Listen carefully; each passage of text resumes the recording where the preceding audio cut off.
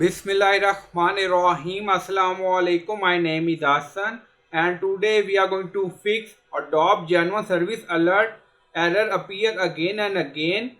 Now on screen you see this app has been disabled. So we are going to fix it by using services. Before starting our customer request, please subscribe my channel. Thank you. Now back to our work. So first we are going to close this alert. So you can open Task Manager and then End Task. Now you see Adobe Genuine Software Client. So end task. Now close. So we already open services. So you can type here to search and then write here services and then open it. Now you see services open and then you see multiple option. Now you see Adobe Genuine Software Monitor Service, description Adobe, software running, startup type automatic. So first we are going to stop it, right click on it and then click on stop. Now you see status stop, but after that when you restart your system then this service will run again. Now you see startup type automatic, so we are going to change it to manual. Again right click and then click on properties. Now you see startup type set manual and then you see path, so copy this path and open it. So after that we are going to delete two files. Now you see AGMService.exe, we set startup type manual.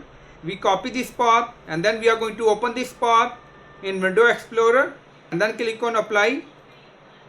OK, and then you see Adobe Genuine Software Monitor Service Adobe manual startup type. Now open Window Explorer, so you can copy path here or you can open program files. Now you see common files and then you see Adobe and then you see Adobe GC client, open it. Now find two files there.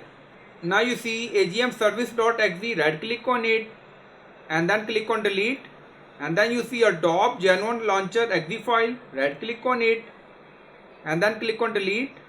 So after that your issue will be fixed.